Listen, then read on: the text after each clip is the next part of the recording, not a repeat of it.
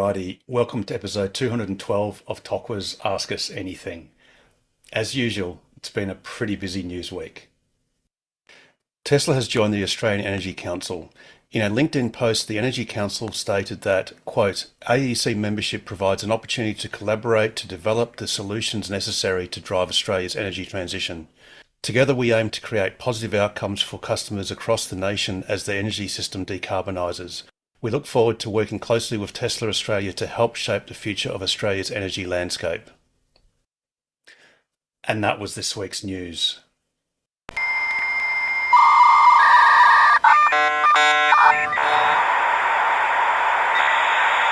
Indeed it was, and welcome to the program.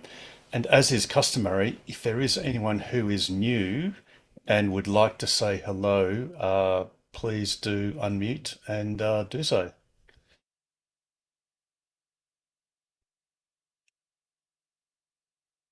Or perhaps a little bit later on in the program.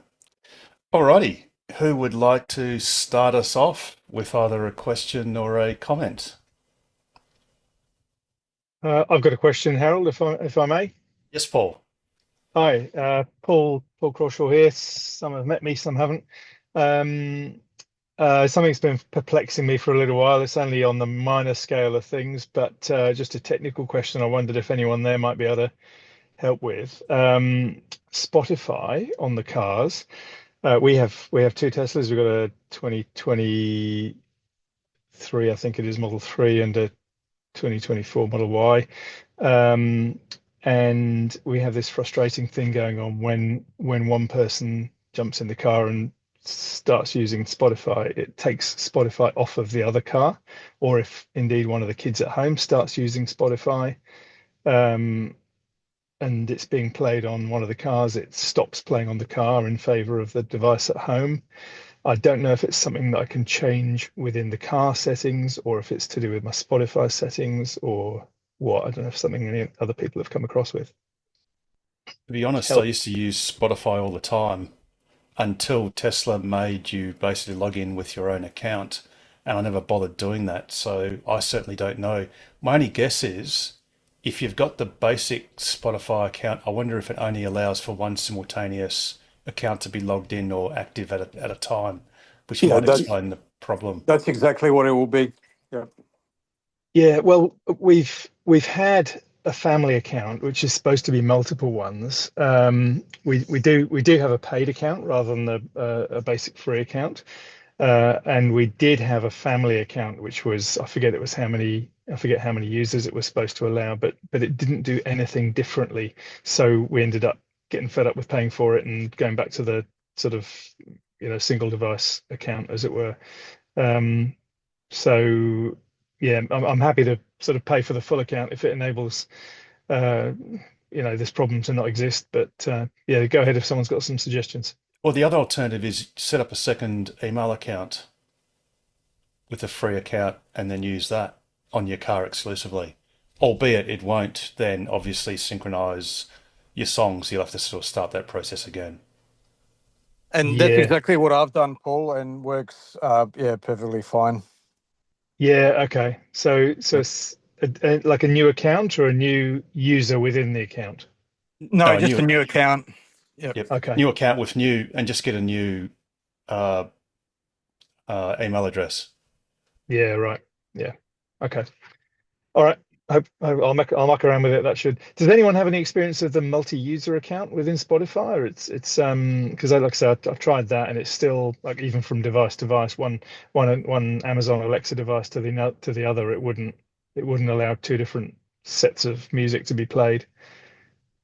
Off Tesla topic maybe, but it seems to be connected. No, very much a Tesla topic. Yeah, go George. Oh, Paul, we've got a family account and it works fine. You do need to log each person in the family in with their own email account. Yeah. Yeah. Okay. I must confess it was a while ago I was mucking around with this, so I can't remember exactly what I tried and what I didn't try. But okay, so because the family account might be cheaper than two separate accounts, but well, that was my each person needs to log in with their own email account, and I don't know if you've done that when you had it Yeah. previously with the I think we did. I think we did yeah. because it's the kids with their Alexa devices. I think there's some sort of compatibility issue or like sharing known issue with Amazon Alexa devices. And that I could deal with. But when we're getting the same thing across the two cars, it's sort of extra frustrating. One person is driving and the other person gets in their car and the music stops on the first car. Yep. Mm. No, I think you'll have to play around with it, but I think Yeah. Yeah. multi account or family account should solve it. Yeah. Okay. Thank you. Very good. Alrighty. Anyone else got a question or a comment? As I see that Chuck has joined the room. I've got one, Harold. A while Yes, ago, Colin. you mentioned that you thought Tesla was working on a three-phase option for Powerwall, or that they had Yes, something in the works. they Do you- alleged as much in October 2019. They said Okay. we've got really good news. This was in LA, and they said got really good news. We're working on it, so it won't be long. And that was in October 2019.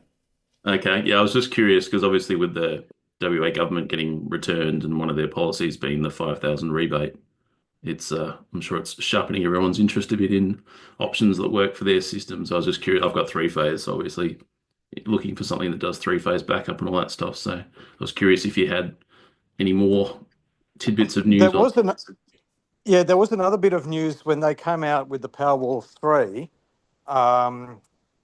There was some, and I'm pretty sure this was fairly official, came from some sort of a Tesla source that said that they're working on potentially reconfiguring the current Powerwall 3 to be able to do that. But they were saying sometime in 2025, I think it was, potentially towards the end of 2025. I can't really remember.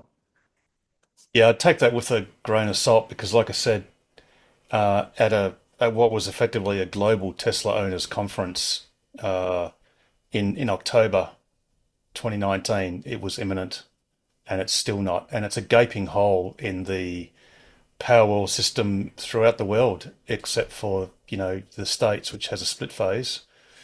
So, Pete, I think the only way they could do that is you'd have to have three Powerwalls, and they'd then have to have close synchronization, which is possibly a software thing, but I'm not even sure if the gateway can actually work properly.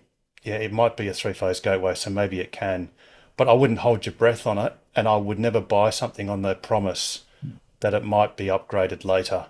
You definitely want to make sure it's officially fully supporting three-phase. You can actually have, I'm pretty sure you can have Powerwalls on a three-phase house. It's just that all that will happen is only one of them will operate off-grid on one of the phases. So then you'll need to get an electrician to basically put your important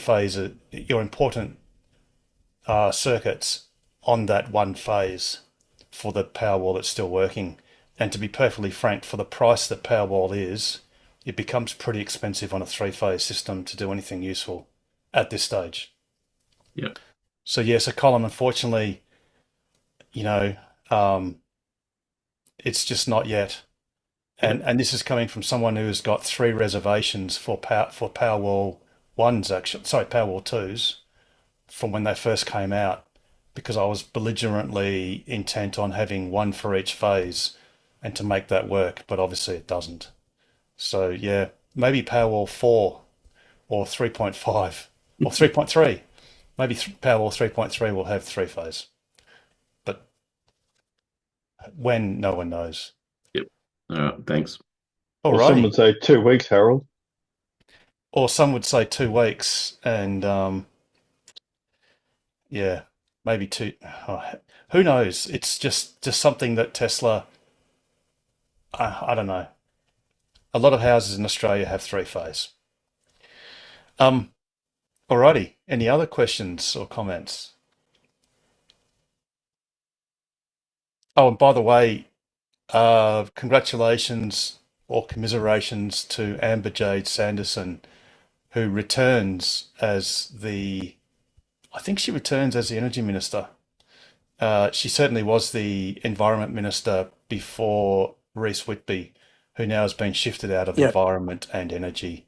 And I don't recall the name of the gentleman who's in Energy, who's in Environment now. She's energy and decarbonisation, I think, is her portfolio, Yes. plus Pilbara is her region. So I hope she'll do, with the benefit of hindsight, I hope she'll do a better job than her predecessor in getting the WAV network back on track. Absolutely. To that end, you know, I had a phone call from a gentleman by the name of George, and I forget his surname now, but he basically went past Mundrabilla and regrettably had to let me know that it is basically unusable again. So there was a couple of posts, and this is a WAV network site where it's got a 50 kilowatt tritium RTM, and Horizon Power have chosen to simply purchase power from the Roadhouse. And one of the comments was that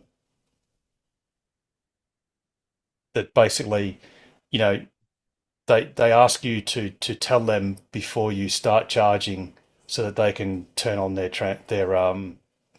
generator and do a couple other things. And then there was a follow-up post that said, a check-in that said, it's all now been fixed. They said no one needs to tell them that we've turned up.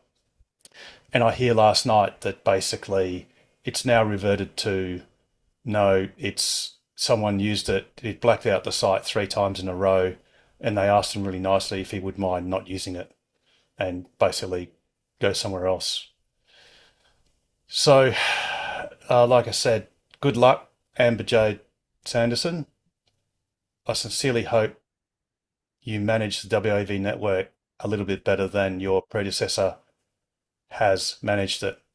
And also, please don't make misleading media statements such as the one that you said, or that Minister Whitby said, I think it was in January, that the WAV network was complete and that the Kalgoorlie site was the final 49th and final site completed, even though that's a big fat lie, because in a media statement published on the WA government's media statements website, I think it was in about June or so, or March or April last year, Kalgoorlie was also declared as the 27th site to be bought online. So perhaps less lies and more action is something that should be the order of the day for the Minister for Energy. And I think there was a phrase, was it fully operational, that was used by Horizon Power? So and fully operational. And as we speak today, and perhaps we should put something on our website as a counter for the number of days since Halls Creek was vandalised and stopped working. And I've run out of weeks. It might be approaching 30 weeks. I think it was June or July last year that it was vandalised and stopped working. And it has continuously been so to date. And if anyone's curious, all you need to do is go to the ChargeFox app, and because you don't need to drive there, just go to the ChargeFox app and have a look at the status, and it will show you that neither of the nozzles of the DC charger are available because the whole unit is offline. It'd be something like 35 weeks, Harold, not just 30, 35 or 35 so. weeks. It's it's beyond ridiculous, to be blunt. It's longer than it takes to create a baby, and there's a lot that goes into creating a baby, and not a lot that goes into simply replacing a charger in a well-serviced country town. It's not difficult. Well, speaking of which then, Harold, did you get any feedback from people in government of any persuasion with regards to our report that was done? Absolutely nothing. I sent it out to a few and got crickets also. Yeah, it's quite disappointing. It's sort of like, and I really hate using this term, but it's sort of like they basically planted a flag, declared victory, and walked off. And that's what the Queensland government has done with their charges. And at the moment, on face value, that's what appears to have happened in Western Australia, as we can best determine for the time being, unless, happy to be proven wrong. Yes, we would. And it is true that the road to hell is paved with good intentions, but those intentions need to be backed up with actions. Anyway, on that sanguine note, Chuck, you're a man that joins us, a very wise man from the East, and I think are you still ahead of time? Are you still 3 hours, or are you just gone back to 2? There's still 3 hours. It's 10:47 here. Yep. Very good. Very good. Soon. I think it's the end of this month. Maybe it'll be back to only 2 hours difference. 7th of April, I read somewhere, Chuck. That sounds about right. Very good. Well, we're very quickly coming up to our spring equinox. Yes. Autumn. I mean, the autumn one, whatever. The autumn equinox. So yeah, the days are getting shorter pretty quickly. Yep. So that'll be great when you can stay up a lot less late, Chuck. Yes. But speaking of which, do you have anything to report from the rest of the world, I guess? Only thing that I can think, or the first thing I can think of, I might come up with more. There's a site on PlugShare, if you want to share it on your screen. Yep. It is in, this is where I didn't rehearse anything, of course. It's in Ulladulla, I think, which is on the New South Wales south coast. I'm just trying to find where it is myself. And my grandparents were from there. Sorry, how do you spell it, Chuck? ULLA. Yep. Then D, and then ULLA again. It's exactly as it sounds. Yep. Ulladulla. Okay, Ulladulla. Got it now. It's the first orange pin north of Bateman's Bay. So, that's a Delta Charger. Looking for the southern one, I think. Oh, yep. So, okay, let me just Ulladulla Shopping Centre. That's it. Now, if you look at the pictures there, do you notice anything unusual? 2 seconds. It's a Kempower, but it's a different box, and it's more the logo on the Kempower. It's an EV. It's an EV. Yes. This is the first non-tritium site that EV's installed. Right. Very good.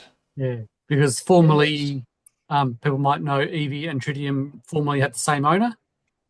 Yes. Before tritium went into receivership, and so they were always tritium units at EV sites, no question about it. Of course. Now tritium has been bought by an overseas company.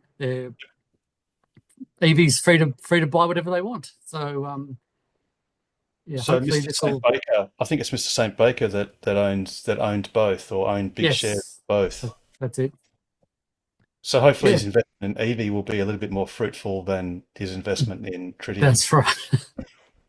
That's right. Yeah. So that's so that's a good sign from EV. I think they've mentioned a couple of other sites in New South Wales that they'll be building with Kempower units, and that'll be good for other EV sites all around the country in the future, hopefully. Yeah, fantastic. I mean, EV have a few sites in WA as well. Yeah. But again, they're all tritium. They're all RTMs. Yeah. Same with ours here. Yeah, absolutely. But just 3 sites in WA doesn't prevent them to advertise that they're Australia's biggest network in WA. But yeah, There's three in WA and 3 in the Northern Territory, but obviously a lot on the eastern coast. Yeah, I think someone said Evie has the most number of sites of any network, but I'm not sure if this was correct or not. They might also have more stalls. Now that doesn't sound right to me, because lots of their sites are just single stalls or 2 stalls. So that sounds like it might not be correct. But more recently, they have been installing 4 stall sites or almost every new site they build. So you never know. It might happen. So they're claiming they've got more stalls than Tesla superchargers. I think so. I'm not sure if they've claimed that or if I'm misremembering what I've heard. So don't go yelling at them for that, just in case I'm wrong. No But yeah, worries. they got a huge number of sites in the Victorian allocations. Yep. And just because of the way they structured their funding compared to other states, it was easier for them to install 50 sites with 1 stall all around the state, 20 or 30 k's apart, than to install a few bigger sites on major routes and things like that, which is a bit of a pain. But I think the way New South Wales have done it is really good, because that really benefits the sites. It really benefits the countries and the companies that install bigger sites like Tesla. That's why Tesla's got so many in New South Wales. But I'm just looking at PlugShare. I'm just looking at Victoria on PlugShare now, and there's orange dots everywhere, but not much at each of those dots. Yeah, indeed. It's it is quite heartening to see. There are a lot of orange dots, although there's a few spanners, and that's always. I could almost guess what the spanners are. I mean, I'm just going to go, that's tritium, so I'm going to click and go, yes, it is, and so is that one, and so is that one. Port Fairy, I've used that one. There we go. And so is that one. Yep. And yeah, you could just pick Hewenden. That's tritium. That's an RTM that falsely, in fact, that's my car there. I'm the one who took a photo.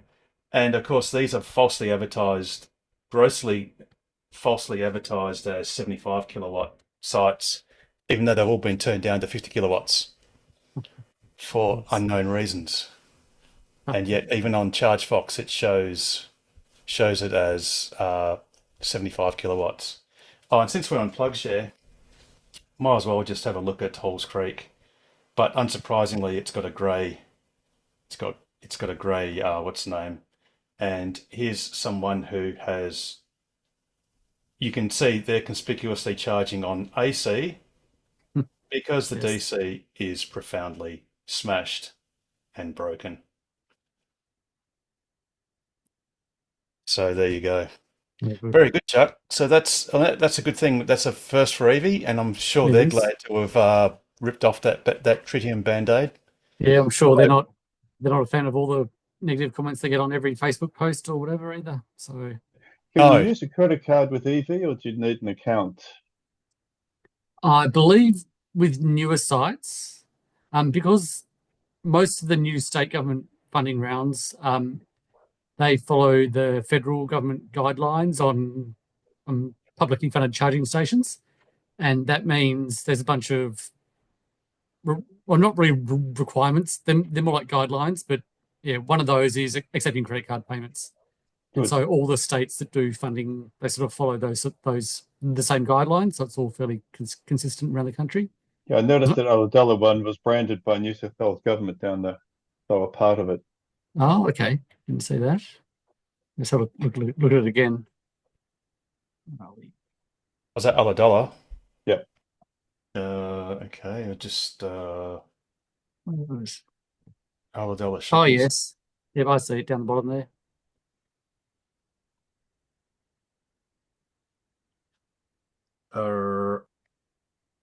Yep, oh, yeah, there we are. There we go. Yep, that's right. Very good. Yeah, most of them have that, so the government gets a bit of PR for it. Yeah, absolutely. And I mean, all kudos to them for having a great program that actually encourages, fast DC chargers to be installed.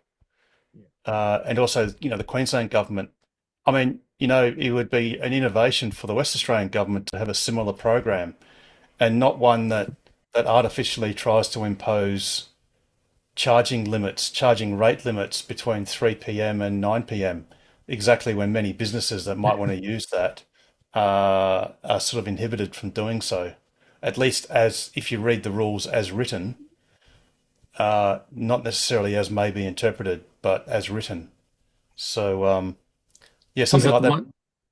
Sorry, was that the Mundabilla site you were talking about previously? No. So the WA government has got what's called the Charge Up program, whereby it will subsidise up to half the cost of installation and the actual hardware itself. Yeah.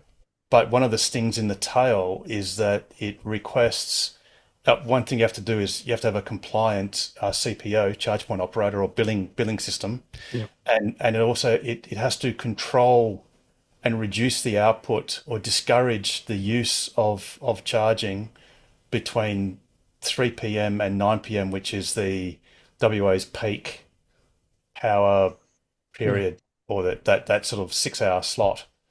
So it makes it quite difficult. And even if you've got a destination charger and you don't even want to charge any money for it, you still have to basically have a billing operator or a charge point operator that puts it online and probably charges you between $1 and several dollars a day to have it online, and it needs to be controlled so that it doesn't charge at the full rate between 3 and 9 p.m. Or at least that's if you read the actual details on the Charge Up program's website. Yeah.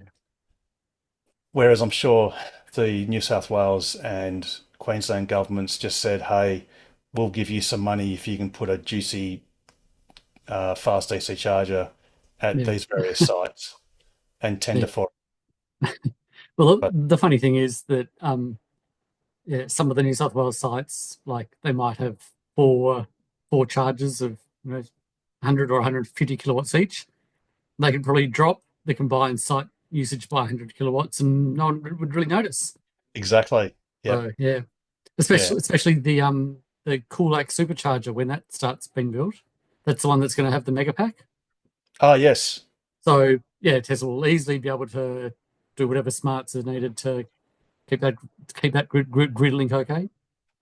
Well, I guess I just appealed to Tesla that since you're going to get some experience having a mega pack in Australia hooked up to some superchargers, why not just deploy one of those every 200 kilometers along the, which highway is it called? The air highway? What's the one between Perth and that one? Yes, the one that you drive across all the time. Yeah, that's right. And that would be awesome. Job done. And then you could even flog power to the roadhouses, and they could deploy as much solar as they liked, and it would be awesome. Yeah. Oh, Anyway. well, those they've got the giant ones on the sort of semi-trailer trailers in California. Yes. that have 8 or 16 or something like that stalls. Yep. They've got the giant mega pack on there, and then they've got the little ones on the pallets, which just have the 2 units. Yes. What they need is like a 4 or 6 stall one with a sort of halfway between those, with a smallish battery. That would be the perfect size to just drop and run everywhere. Yeah, absolutely. Now, something else, another government being what is going to shortly be the outgoing, in the sense that it'll be in caretaker mode and subject to election. But the current Labor government, of course, had a promise to deliver a 117 site fast DC circumnavigating electric highway around Australia and through Australia, actually through down the guts as well. And they had inexplicably given, I think it was $38 million to the NRMA to deliver said highway. And that was actually very shortly, I think it was Minister Bowen, shortly after he was appointed minister, actually made that promise, or made that commitment, sorry. What was that? Commitment. And I might look that up while you're talking, actually. yeah, cool. And you know, we're nearly 3 years into that cycle, and it's nowhere near complete. In fact, I can't even think of a single.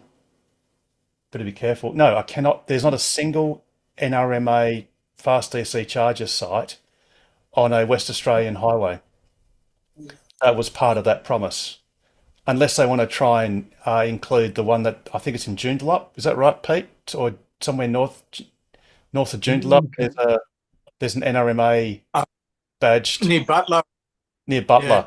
and there's one in Mandurah as well, which was an old Okay. ChargeFox site, and the NRMA have just kind of slapped their sticker on it and said, "Hey, look how good we are." Speaking of which, the Nullarbor Roadhouse NRMA DC charger site is just as crappy as it always has been, and there's been reports Yeah, not the being able to two believe. negative reports on PlugShare today. Sorry, Yep. one, yeah, two today, three more last week. Yeah, it's just a bit sad, to be honest. We still are living in the third world, except we've got stickers on chargers that say, "Oh, what's the logo say? We take you further together, together further, or further together, or something." Of course, I need a subtitle that just says slowly. Anyway, enough of all that negativity. That's all. Yeah, All right. I'm surprised there isn't one in Western Australia, because we only had two planned for Tassie and we've already got one of them. So Well, there you go. we're You're halfway there, Chuck. 50% done already. Yeah. Yeah, and it's funny because West Australia is only a minor part of the continent. It only constitutes a third of it. Yeah, So that's right. yeah. Anyway, If you wait 3 hours, maybe they'll all appear. perhaps before my 20th lap of Australia, the NRMA might get finished, and maybe by the 25th lap, Nullarbor Roadhouse might actually be working properly. But who knows? Oh, So you'll be when- towing caravans by No then. bet. No caravans. No. I was going to say when's your 20? I was going to ask when your 20th lap scheduled, but I suppose I need to know when your 8th lap, 9th lap is. Ninth, 9. Yeah. ninth is in May. 10th is in possibly as early as May or June, and then after that, who knows? Cybertruck will definitely deserve a few laps. That's for sure. That's right. That's where I'll probably resurrect the caravan and see if I can make it completely fall apart, being pulled of a truck. Anyway, Were the comments? I don't think I was on last week's live stream. Were the comments from Tom Drew about the Cybertruck discussed then, or has that been Yeah. after? that was the big news item. It's very heartening. It's something that Tom's always been intent on doing, which is to argue the case for Australia to have the Cybertruck. But it's very heartening to hear that he is so he's comfortable in openly expressing that officially, Yeah. to us plebs in the public, to say that that's Tesla Australia's intention to mount that case, and it's becoming an increasingly compelling case. And yeah, I know the Cybertruck's going to be expensive. It's going to the Cyber Beast will be about 200 grand. The all-wheel drive will probably be about 150, and look, maybe the rear-wheel drive will be. Sorry, it'll be, I think it's a rear-wheel drive. Excuse me, will be about probably 110, $120,000. It's a lot of money, but if you compare it to other premium utes, you can spend 120, 130, 40, 50 grand, on large utes. So, look, there's no doubt there'll be lots of people that will buy the Cybertruck. We just need it here. And even if they did the Ford F-150, if it went down that route of having it locally converted, albeit it could be done with Tesla's parts. So, I'm sure Tesla could, if they just can't be bothered altering a line or having a line be able to do right-hand drive natively, they could at least do the middle step, which is send over a kit of parts to change over as a conversion kit, whose labour might be done in Australia, and I mean that could be a positive thing too. And so who cares if it costs $5,000 of labour or whatever it is to do that? It really wouldn't be that difficult to handle. Mhm. So fingers crossed. I've been a little bit negative lately on Cybertruck, as in, wondering if, when it'll always be a couple of years away. Maybe it could be as soon as 12 months if Tesla Australia mounts a cogent case and Tesla decides to implement it. It wouldn't take a lot of time, and it could be done in 12 months if they pulled their finger out. So who knows? But yeah, Ryan McCaffrey on his Ride the Lightning podcast speculated that it could come next quarter. no, I think the problem with, and with all due respect to Ryan, those when you live in the States, everything is quick and easy and whatever, but it's just not. No, it's no. I'd love him to be right. I really would. And you'd love to be wrong. Yeah, I'd love to be wrong. Yeah. I hate it when I'm right. I really do. I need the shares to go a bit higher. Just get back. Oh yeah, whatever. The shares are on sale. Come on there. No, I'm buying. No, That's don't not have the cash. personal financial. No, do What's your it own research. Blah blah blah. Only buy Tesla for entertainment purposes. Definitely. It's a And roller coaster, man. it is a roller coaster, but it's a great one. It really is. It's a lot of fun. And it's funny that's a great segue to someone we're not going to mention, but some idiot that did a YouTube video that half of the content was about roller coasters actually, Oh, and the other was basically trying to reprise the Roadrunner, and it's just not cool. no. I think there's already a bit of a backlash happening, and I think we're all at risk of running into a brick wall that's been painted to look like the road. That just happens all the time when I go around Australia anyway. Just like the drop bears I have to avoid on various highways. Exactly. But anyway, alrighty. We got any other questions or comments? Harold, just a quick comment. If anyone's looking at the supercharger network and a site has all the bays, all the stalls unoperational, that may not necessarily mean that they're not working. It may just be a comms issue, and that happened with Karrinyup today. So all 6 were showing offline, but actually, if you're looking at the chargers, the rightmost 4 bays were working perfectly fine. It was just the 2 on the far left that had issues, at least when I was there this afternoon. So just a tip. If it's showing that all 6 are non-operational, it just might be the comms. So I know in Karrinyup, I think they had to put a Wi-Fi repeater up near, is it Coles, up a floor above to be able to get the signal down to the chargers. So, yeah, if that repeater is offline or has an issue, then, yeah, we'll just show all of them as offline, but they may still be working. Yeah, right. Very good. Look, I guess that's a good point. And especially if you're on a long road trip, just because a charger shows as offline, do go and have a look anyway, because at worst, it'll just confirm what you've seen on, as a note, as a status on an app. And at best, there's a charger working in free vend mode or similar. So yeah, that's a very good point. However, it is healthy to presume it's not working and have a plan if it doesn't. But definitely have a look. And I mean, Karrinyup, a lot of people go there just to shop anyway.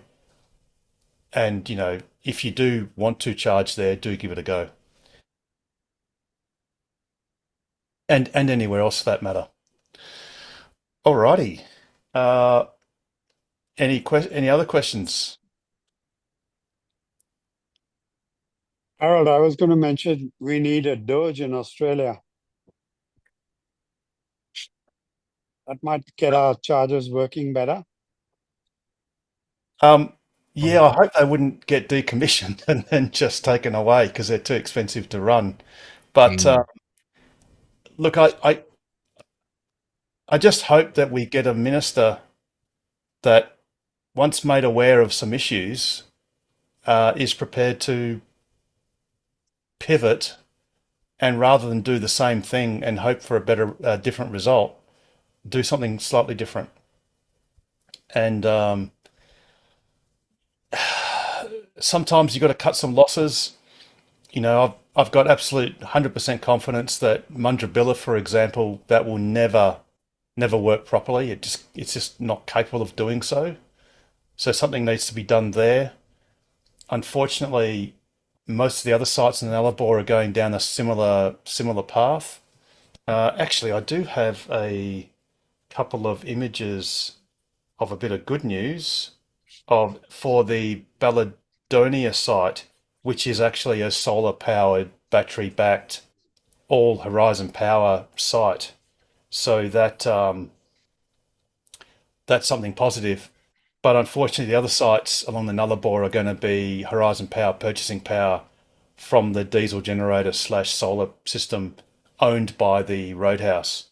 And if that doesn't work properly, well, then that's just it. Bit like the Pardue Roadhouse and you know, some other sites. But yeah, I don't know about Doge in Australia. I'm sure Elon's a bit busy, and I don't know if the Australian Parliament would be greatly in favour of that, something like that. But certainly want a means of improving charging throughout the country. And like I said, whether it's WA with the WAV network, whether it's the NRMA profoundly useless charging locations that we're experiencing, or the Queensland government, you know, with what was a 75 kilowatt tritium system now dialed down to 50 with no explanation, and many of them offline and faulting. And oh yeah, by the way, all those tritium screens are going to eventually go a dark shade of orange as the whatever substance inside basically gets sunstruck or overheated and deteriorates, so you won't be able to read the screens. Hey, Harold, can I jump in quickly? Yes, Damo. Sorry, I'm just at work, so I can't stay. Good evening, everyone. Coogee, does anybody know if that's been throttled back for any reason? Because the last couple times there, I haven't got more than like 20 kilowatts out of it. And last time I was there at like 11 o'clock at night, no cars, nothing, got there on about 40%, I think it was. And it just wouldn't ramp up to over 20 kilowatt. You mean Was it the same stall, Damo? Sorry, Pete, what was that?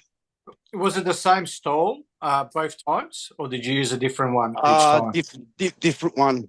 And then Right. I think me and George went there as well when George first got his car a few months ago, and it was doing like 40 kilowatts or something like that. I've never got good numbers out of Coogee. Carrinup, Williams, I got 255. Carrinup wrapped up good. Damo, I use it reasonably frequently, and even in our old 2015 Model S, which you know is really throttled by Tesla anyway. I've got probably 80 kilowatts out of it. So out of Coogee. Yeah, out of Coogee. Yeah, I don't know what's going on with it, eh? Maybe they've throttled it so that you can't draw a lot of power at night. It's the only thing I can think. I know that in Kings Park, for example, one of the if you're looking at the chargers, the second one from the right, I think it is, you can only pull about 37, 40 kilowatts from. But and it's been like that from the day it was.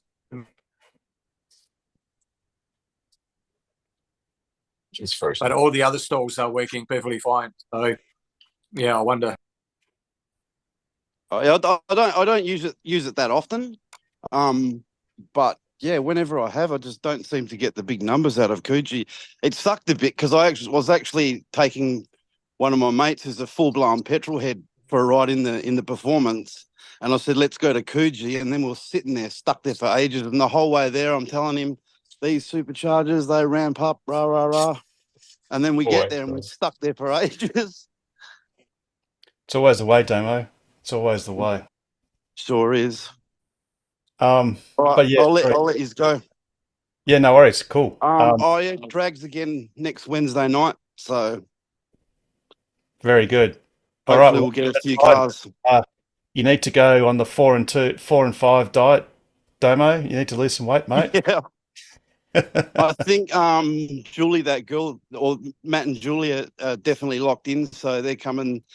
They should be running 10-second passes. So they'll be flying. No one will catch her. She's absolutely flying.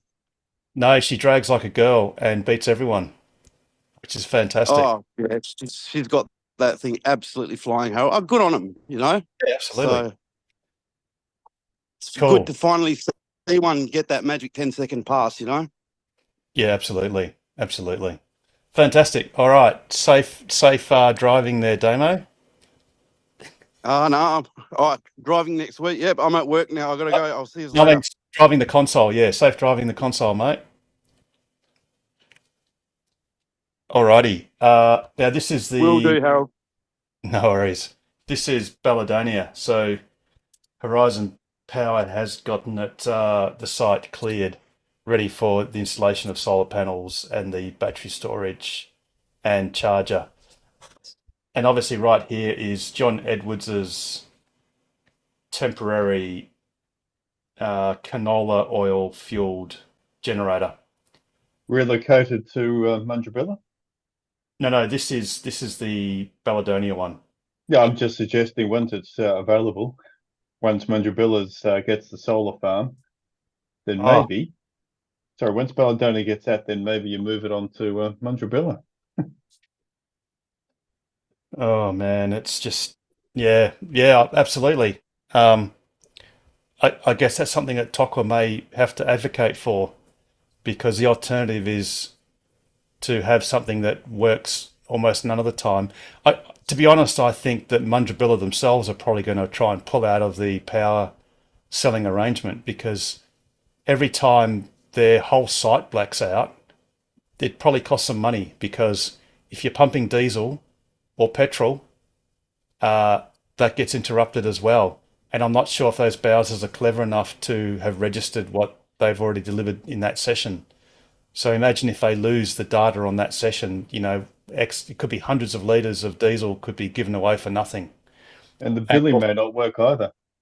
Sorry, and the billing, your charge, your credit card or whatever may not may not be up, so you can't pay for it anyway. Well, that's exactly right. And you know, if you're cooking stuff or the lights go out, it's just pretty bad everywhere. You know, it's bad all round.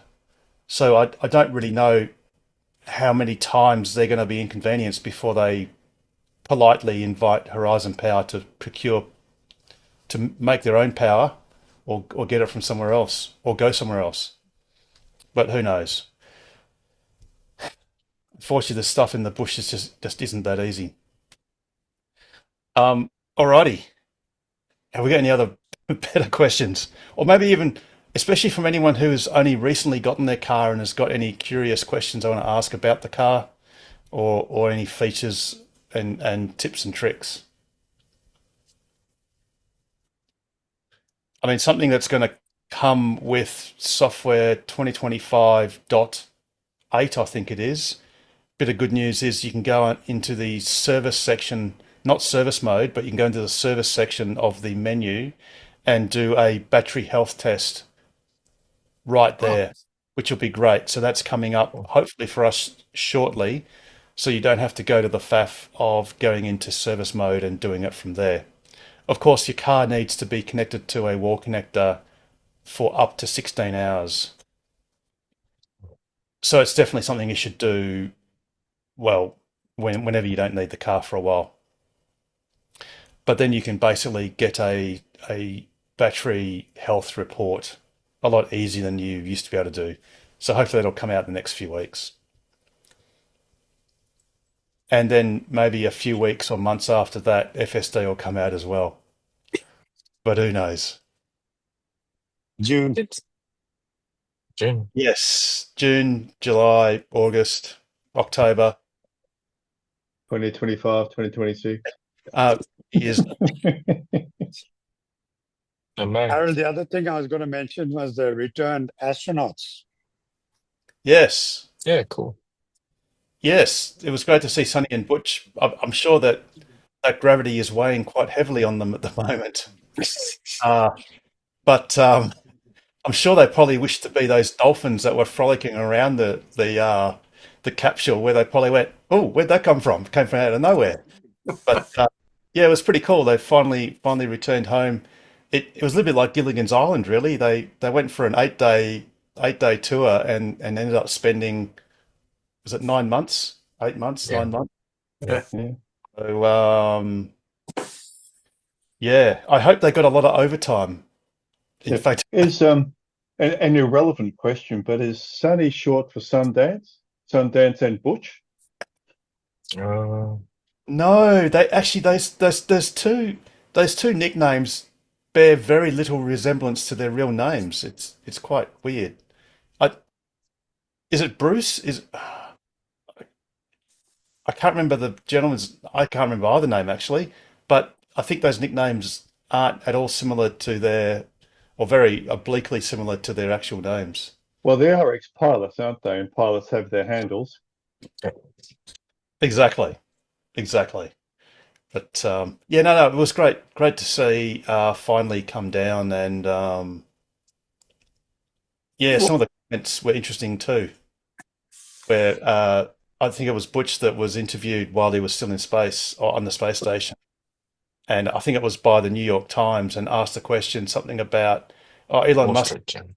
a lot of things about, your return being delayed and various things, and not that we want to get into politics on this program, obviously, but interestingly, he said everything that Elon said was accurate, which I thought was quite interesting. So anyway, Well, what's going to be interesting is I actually haven't seen the news today, but how it's portrayed on the news, because whenever there's a story that's potentially negative, they always have Elon's face everywhere on that, on the piece, and it's never just Tesla; it's always Elon Musk's Tesla.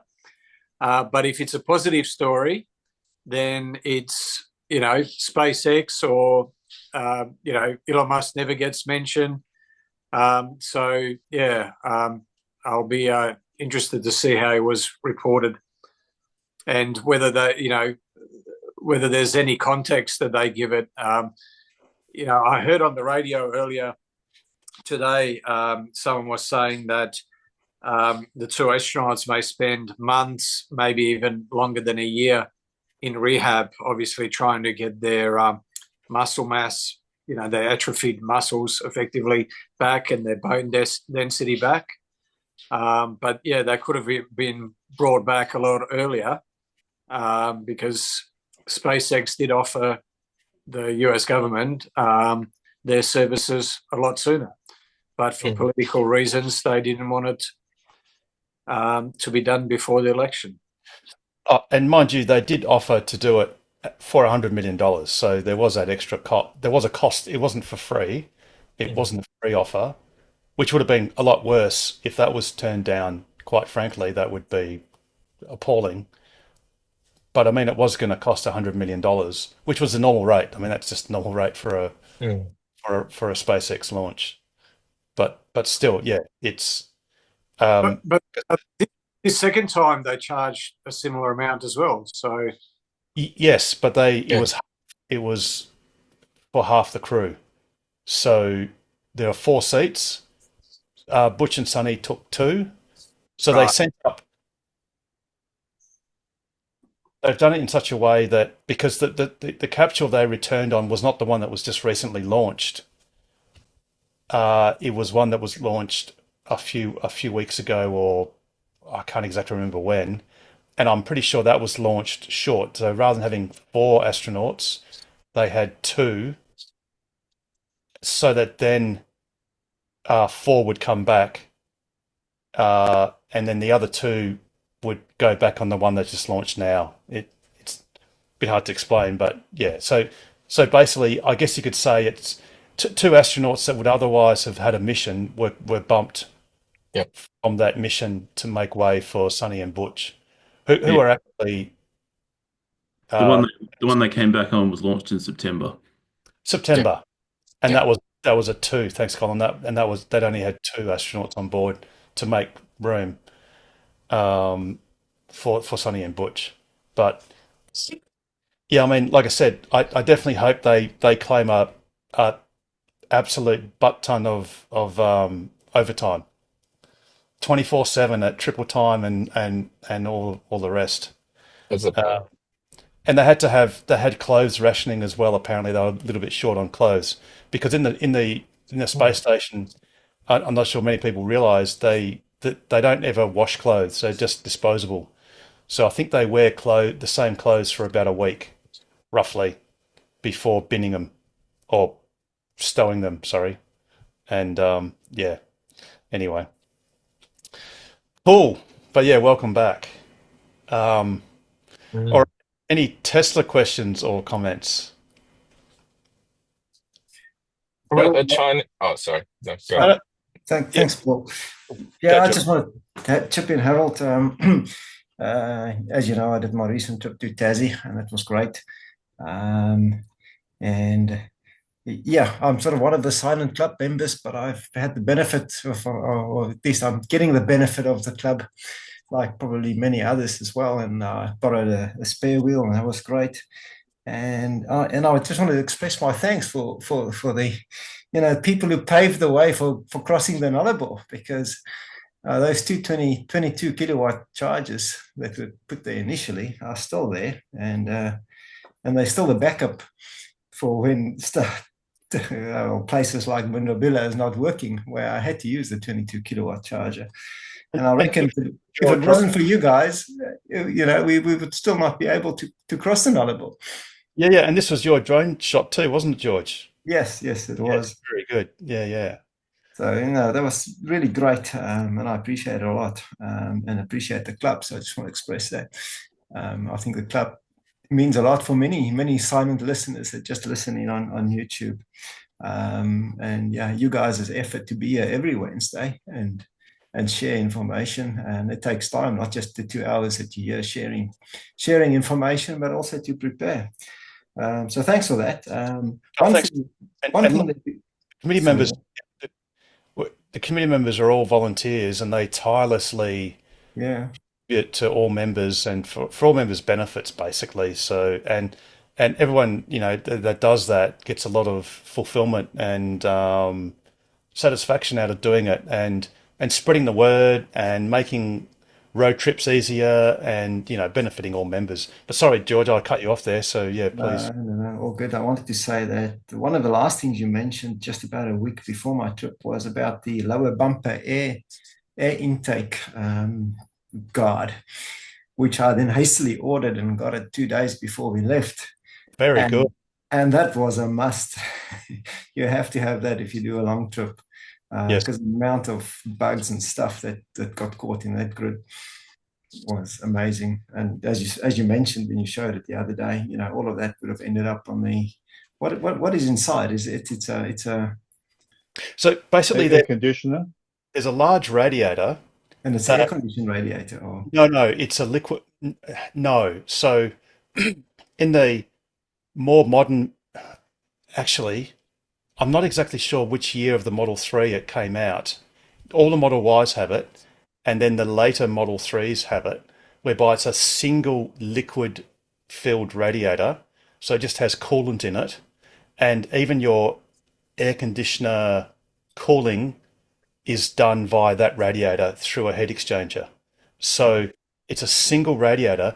The issue is it's on a very low angle. It's probably on a 20-degree angle, so it's large, it actually extends quite a fair way towards the back of the car. Well, from the front towards the back. Yeah. And the issue is because it's not vertical like you would have in a traditional car, and traditional cars, when you pop the bonnet, there's a lot of open space and all that sort of stuff. The radiator, what happens is there's a cowling all around it, so that you've got the opening slot. You then have the radiator starting at the bottom of that slot, stepping upwards at about a 20-degree angle, and there's a plastic cowling that sort of encloses it. On the other side, on the road side, underneath the radiator, there's the electric fan and also another cowling. So basically anything, it's like a filter feeder, anything that goes into that intake, whether it's leaves or insects or anything, basically affected like a vacuum cleaner bag, gets hoovered up and has got nowhere to go. Literally nowhere to go. So for every time you collect a leaf, that leaf will effectively stay in that system forever. That's hard to get there. It's hardly, I don't know how you can get there. You have to take it into Tesla, I suppose. Well, if you do look up a few YouTube videos, there are ways you can sort of do it not perfectly. I mean, the way to do it perfectly is you've got to actually take the bottom skirts under the car. There's I forget what they're called. I think they call them the valance. There are various plastic trims that cover up all the suspension parts and the front part of your car. You got to take them off. You got to jack the car up or put on a hoist. Take them off, and then you've got to undo a couple of bolts, and then you can sort of like lower down that radiator a little bit to give a bit of space, and then you got to take the frunk out, and then you can take that cowling off, and then properly clean the radiator. If you want to do it the quick and dirty method, you take the frunk out, you sort of unclip. There are like clips for the top part, the top cowling of the radiator. You can just unclip sort of like 2/3 or 3/4 of them from the back towards the front, lever it up a little bit, and then hose. You can try and vacuum, but you can just like hose with a pressure wash. Well, actually better it's just with a hose with high pressure, not a pressure wash, and blow most of the leaves back out the intake. If you sort of do it in that rough sort of sense, it's better than nothing. If you want Tesla to do it, I think from memory it costs about $600, which is not cheap. Is it between $400 and $600? It's either $400 or $600 roughly. Yeah, well, so, absolutely. Insect will delay that effort for sure. Yeah, and like I said, the pro tip is if you bring a pair of pliers or something with you, because they're actually so adhesive stick-on, you can then just pull it off and get a brush and just sort of brush it out off the car from the rear. And then you can just sort of push it back on. And I've done that probably about 4 or 5 times, and that grill has never looked like falling off ever.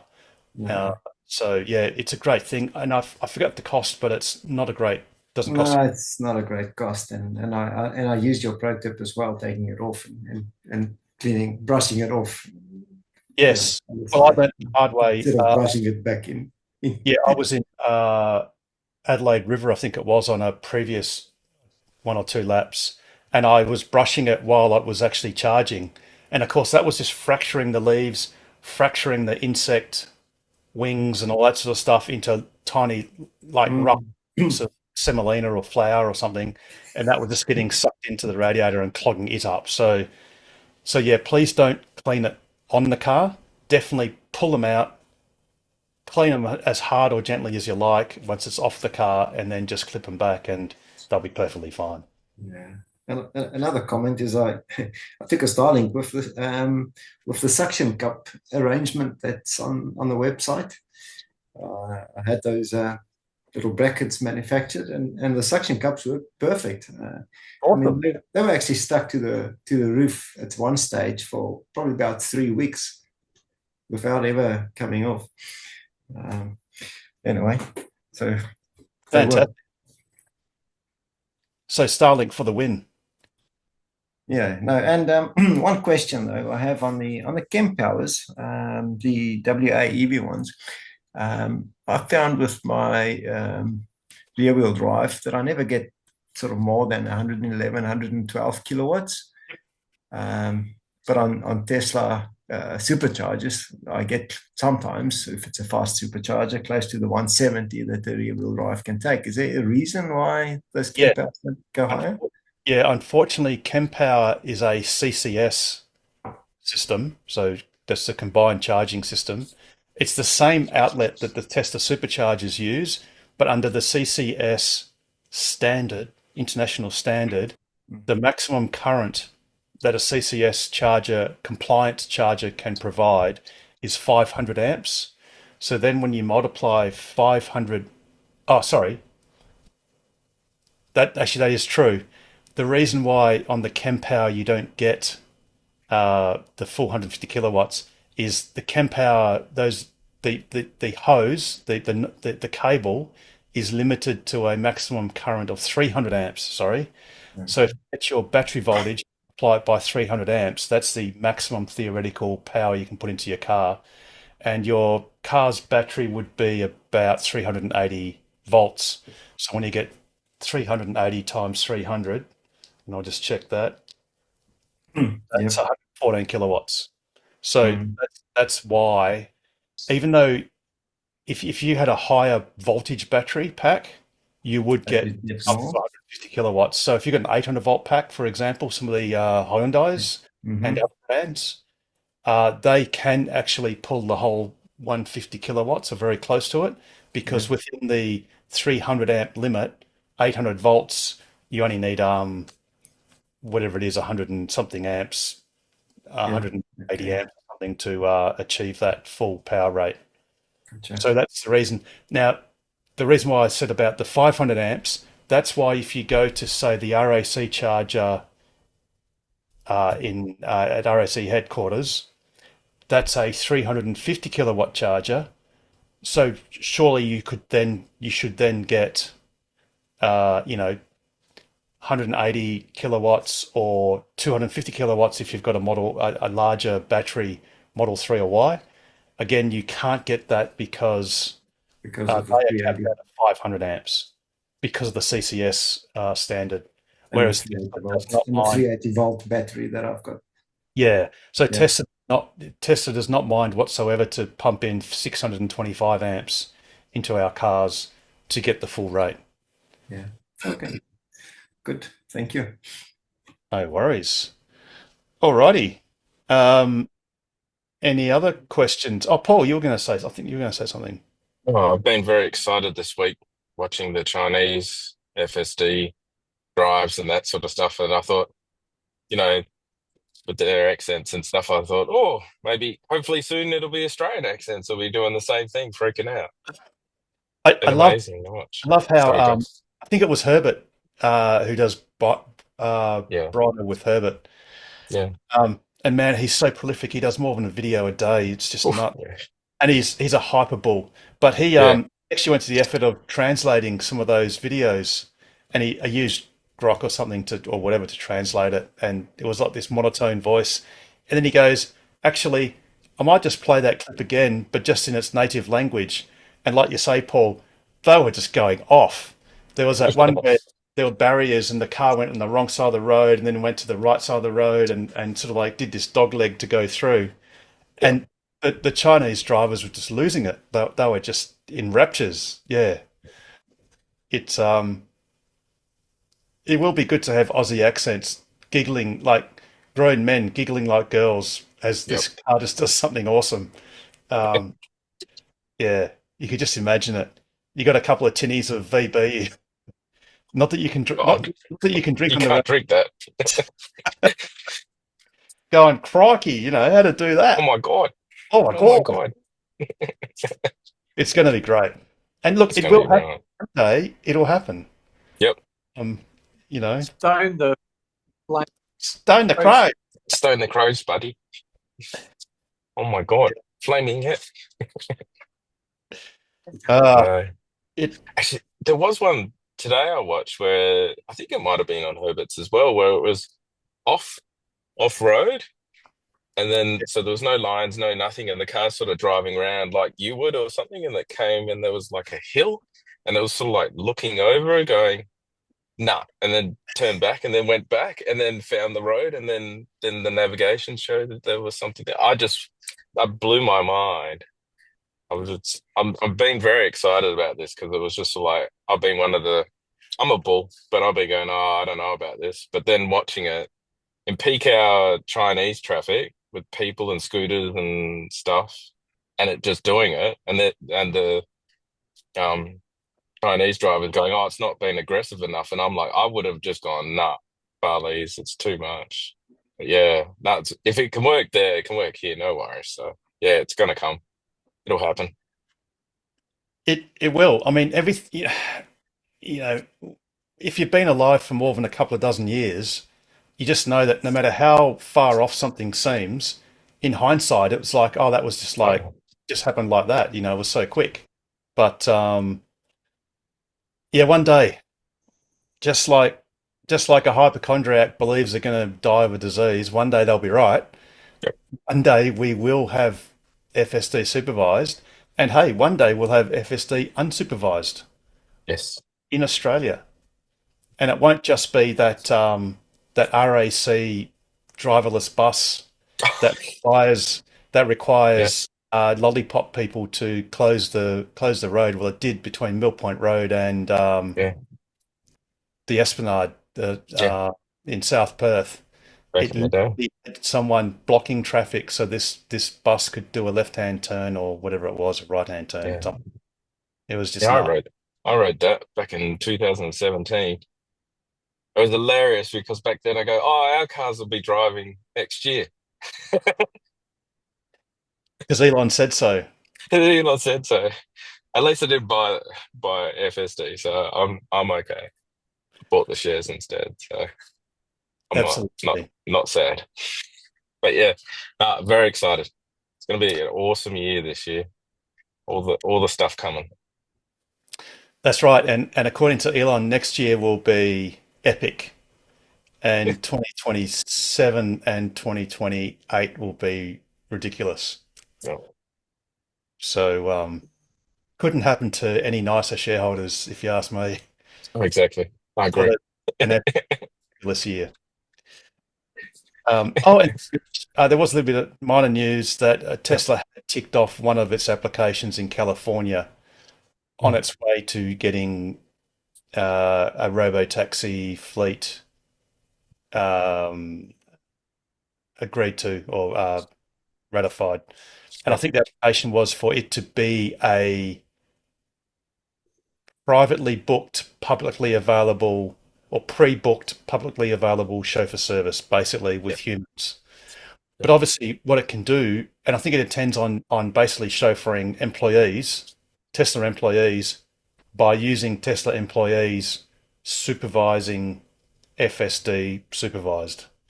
So that'll be the initial thing they'll do before they start applying for proper robo-taxi licenses and all that sort of stuff. But yeah, that was one little achievement they did this week. The other thing too is it was mentioned earlier that Tom Drew, obviously we had Tom Drew's interview on chasing cars, and there was a follow-up one. I didn't put it in the news because it's a little bit difficult to sort of quantify, but Tom Drew was basically I believe this is a second interview with Chasing Cars, so hopefully it's not going to be the last. And he was basically indicating that Tesla will be reducing their propensity to iterate on the price of Model 3s and Ys in Australia, and there will be more of a price stability once the non-launch version of the Model Y comes out. Prices are expected to more or less stabilize, and they're not going to sort of do this rapid iteration of price adjustments that can be a bit confusing or whatever. And also, it's just not great for Tesla because whenever there's a price reduction, anyone who has ordered the car at a higher price but not yet received it does get that reduction as well. So it kind of makes things a little bit haphazard.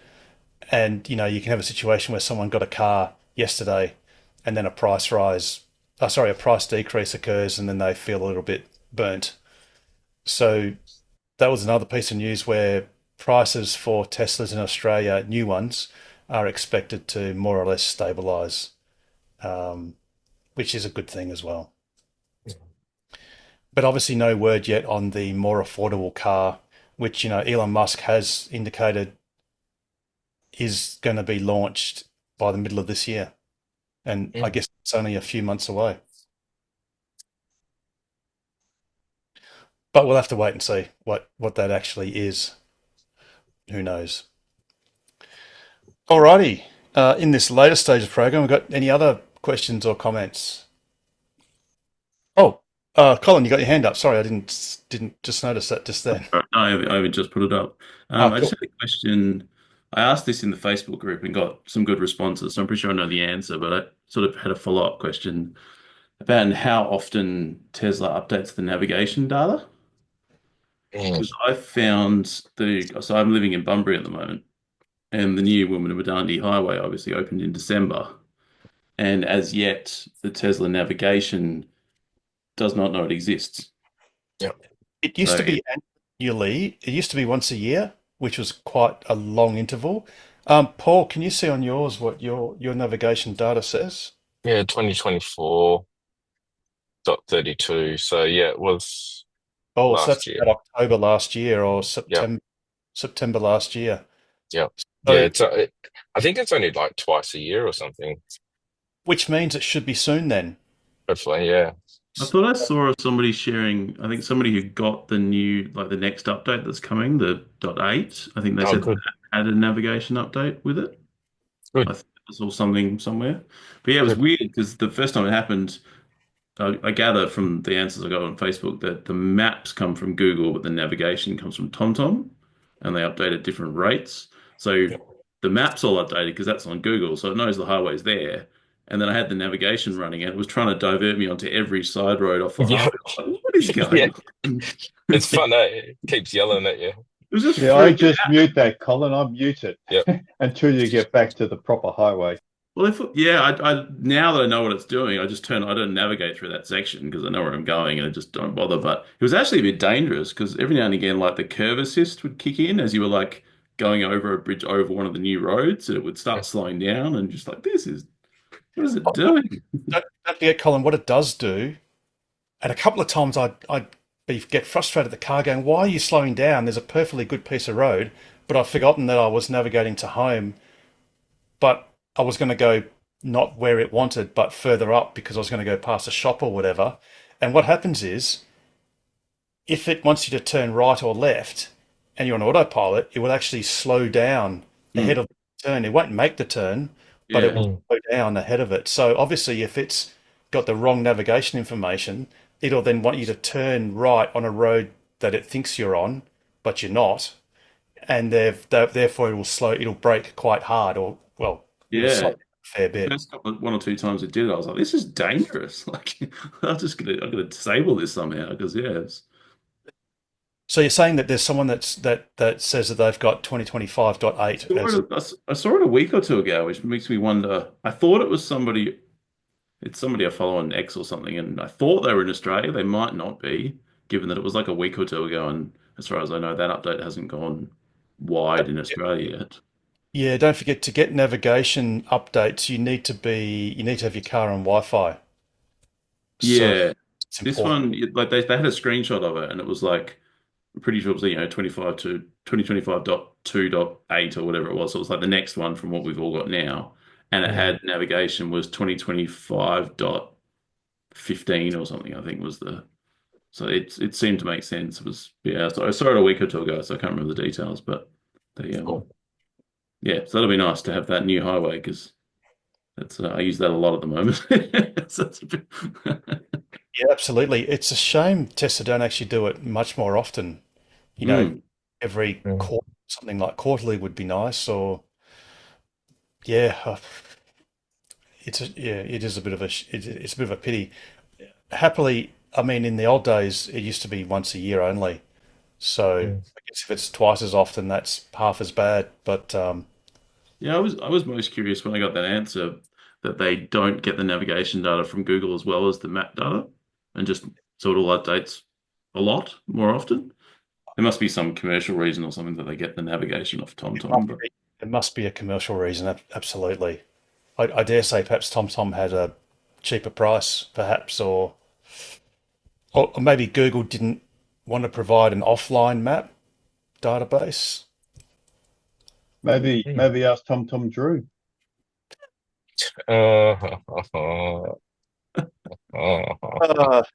Right.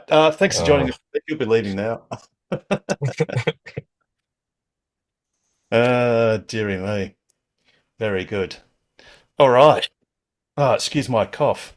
Yeah, any other questions? Or otherwise we can close this show early and go to bed early. Sounds lovely. It does too. I'll ask one question. Yes, George. Yes, when we talked about the Powerwall earlier, you said that you won't be recommending buying something with the promise of a future upgrade. I was just thinking, how does that apply to full self-driving? Well, as someone who's bought it 3 times, I have zero credibility as far as that goes. Look, that's different. Yeah. It's different because it's always been slated to come, and in fact, particularly in these days, we already know it exists in America and in China now, for that matter. So obviously, it's a lot less ethereal than it used to be. The main thing with the Powerwall is, I know that the Powerwall 2, it was impossible because a Tesla technician explained to me that the system has no control over the inverter itself. In other words, the inverter it's got its own internal clock and runs on its own internal system, which is not externally controllable. And obviously to produce 3-phase, when you're following the grid, that's easy because you literally follow the grid. But when you're in off-grid mode, you have to orchestrate between the 3 different units to produce a waveform that's 120 degrees out of phase for each of the 3 phases. And because there was no external system control of the actual inverter, there was no way to do that phase rotation. So they would just be at haphazard phases. Now, obviously, if you're in a single phase system, it doesn't matter.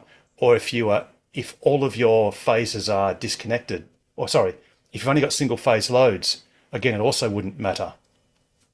So there was literally no way of ever doing a 3-phase blackout power backup using the Powerwall 2.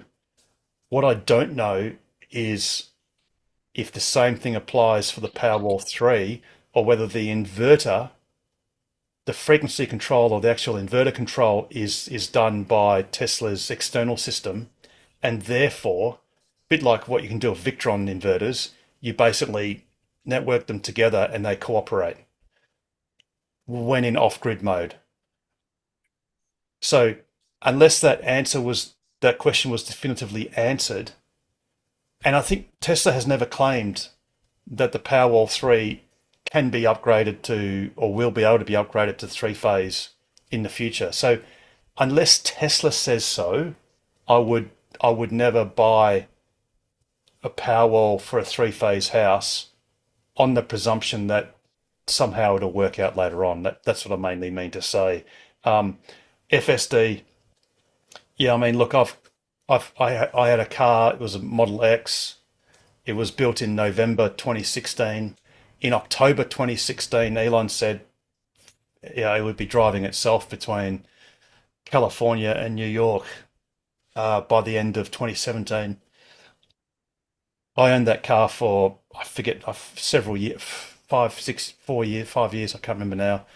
I put 220,000 Ks on it, and it never had FSD. And it's probably now got 250,000 Ks on it and climbing, and it still hasn't got FSD yet. But later this year, it probably will. Once it gets its cameras upgraded and a couple of other little minor bits and pieces. 243,685. You've only done 23,000 Ks in it. That's terrible, Richard. Family wagon now, right? Like a just lap and a half, not even. oh well, yeah. Well, we need to do a few more road trips, but when you were saying about the Powerwall 2, so even if you lost the grid, so I get that three Powerwall 2s each on a phase would not be able to synchronize and wouldn't be able to run a 3-phase load, but wouldn't the Powerwalls just discharge and power those individual single phases? 2 of the 3 get turned off, and only the single one works. And actually, years ago, a mate at work was explaining how his one in Queensland does exactly that, where it's just backing up one phase. So when there's no power failure, it works quite well as a means of arbitraging, like solar power all day, and it can then give out power at night. And it doesn't matter if one of the power walls goes flat. Well, actually, it doesn't matter. It just, if you're consuming 8 kilowatts, regardless of which phase that's coming from or whether it's evenly spread or whatever, the 3 power walls will cooperate and then effectively put out 8 kilowatts amongst the 3 of them. And because your 3-phase meters do net metering, so it's absolutely acceptable to import 5 kilowatts from red phase and export 2.5 kilowatts on white and blue phase combined to offset that.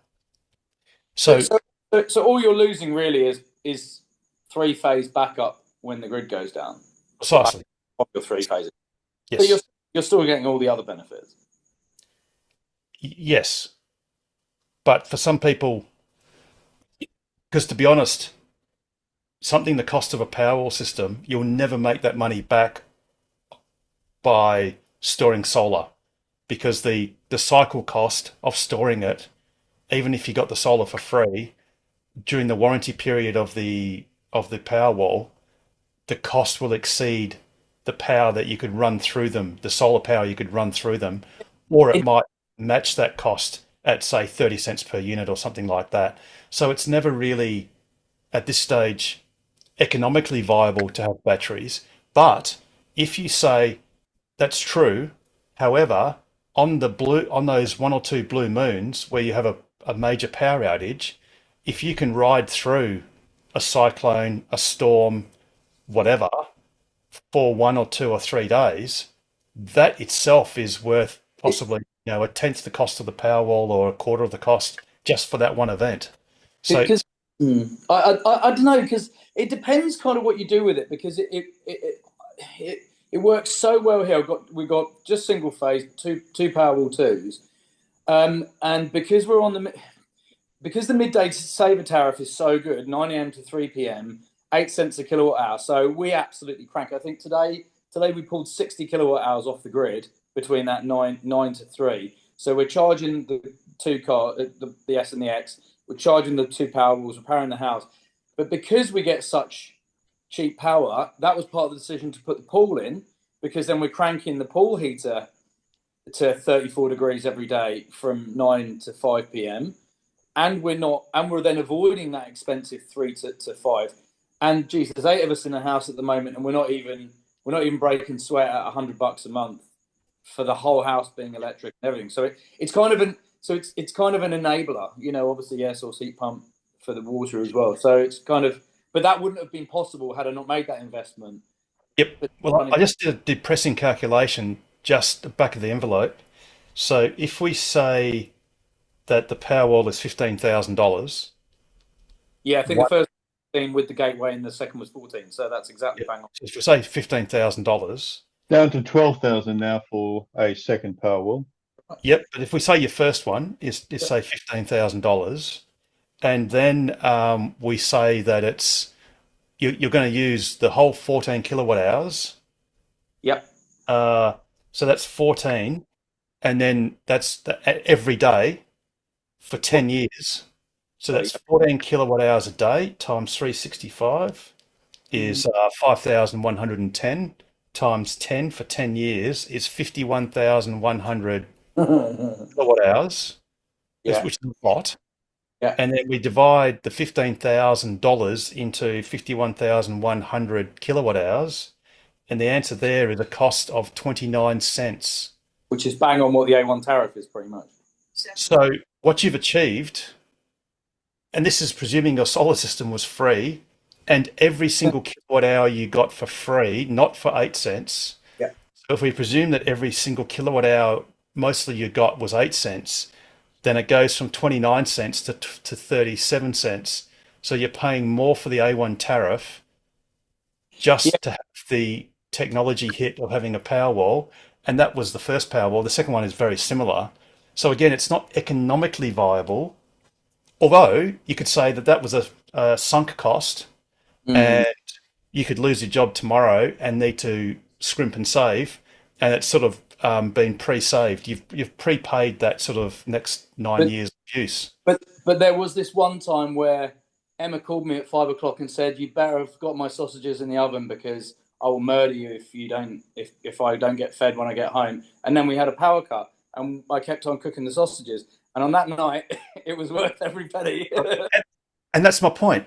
As a UPS, if you say as an uninterruptible power supply, just after one storm event, imagine you've got freezers full of stuff, you've got, you could lose many hundreds of dollars worth of produce. Also, irreplaceable things like breast milk that was in the fridge when we've had power cuts. So, and in the freezer. So I feel like there's not a value calculation that goes into that as well. So yes, but having said that, it would then be awesome for the Powerwall to be able to do three-phase natively off-grid, because then you can truly say that I can now be an off-grid warrior, and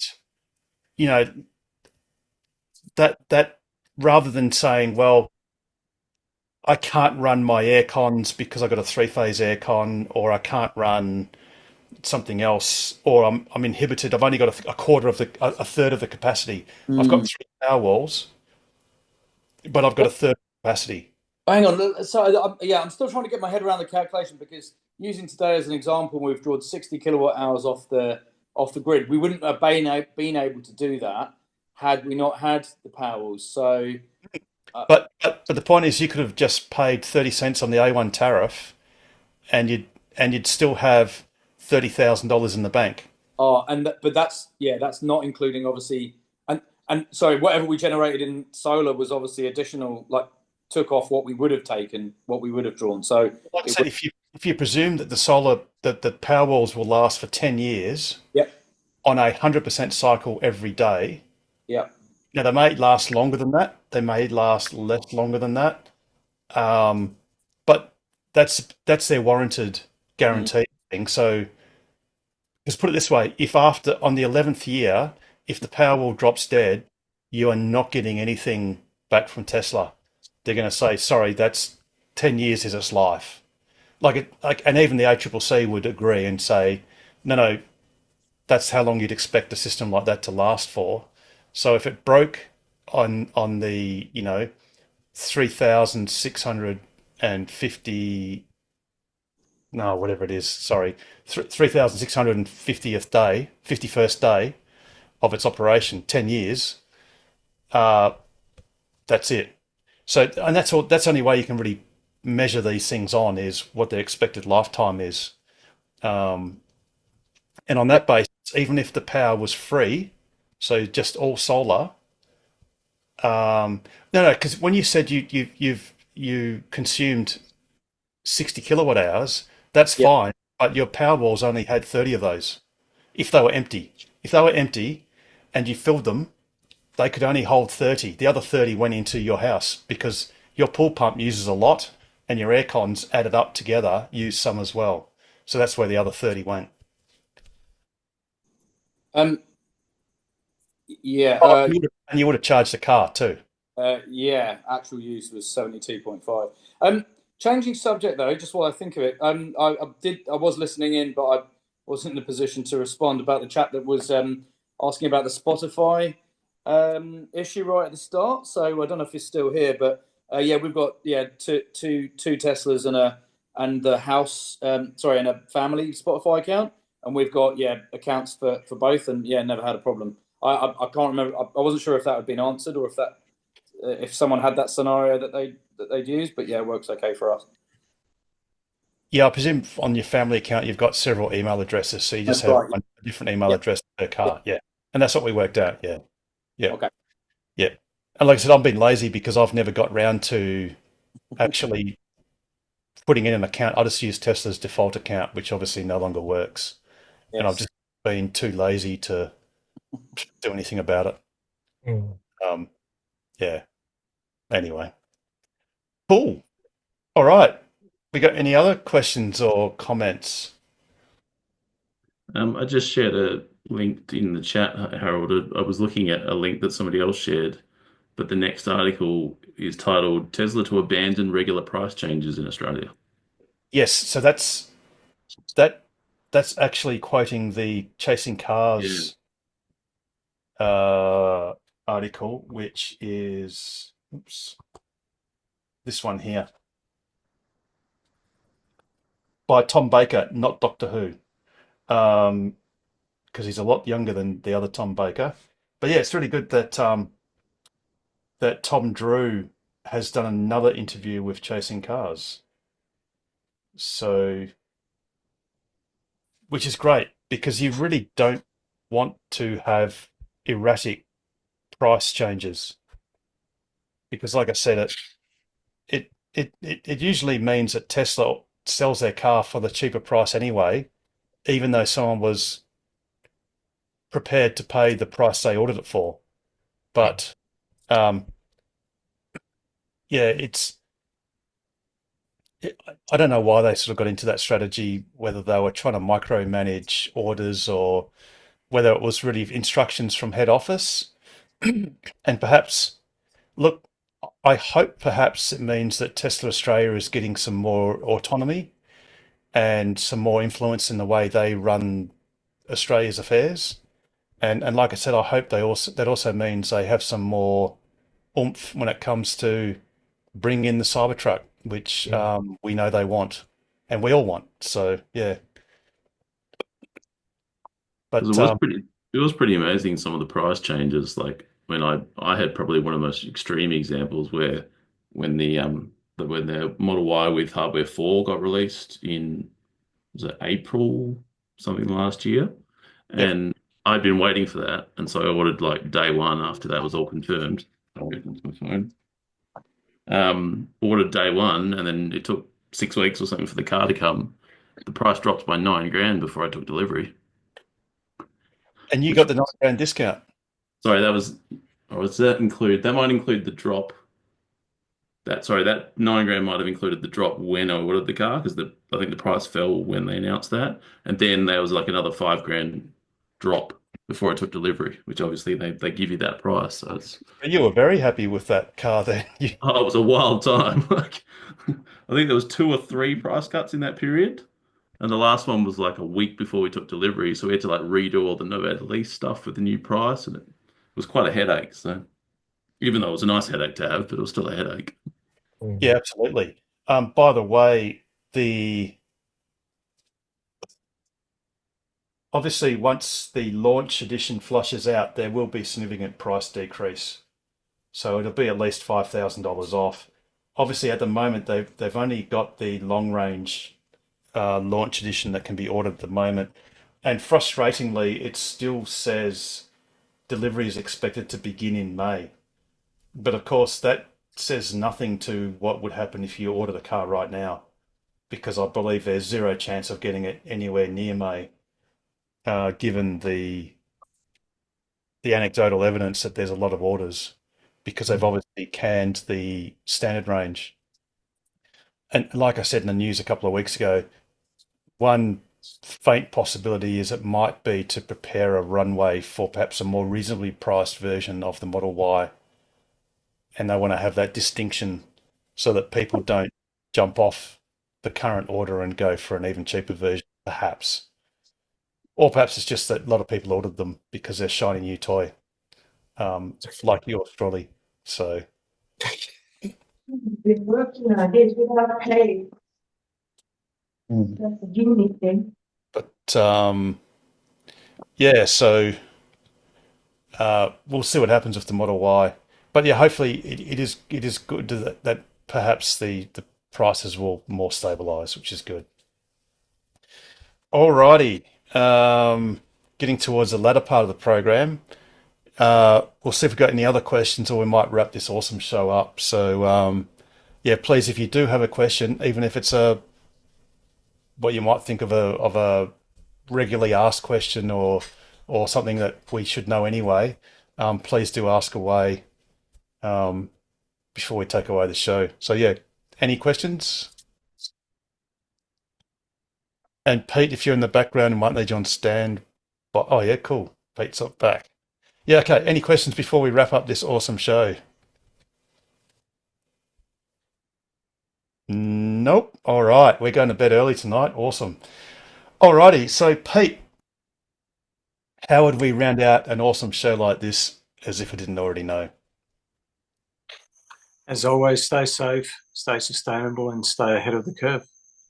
And the best way to do that is buy a Tesla, join TOCWA, and ask us anything about accelerating the world's transition to sustainable energy. Have a wonderful week, everyone, and I really do look forward to seeing you on next week's episode of TOCWA's Ask Us Anything. Good night, everyone. I don't.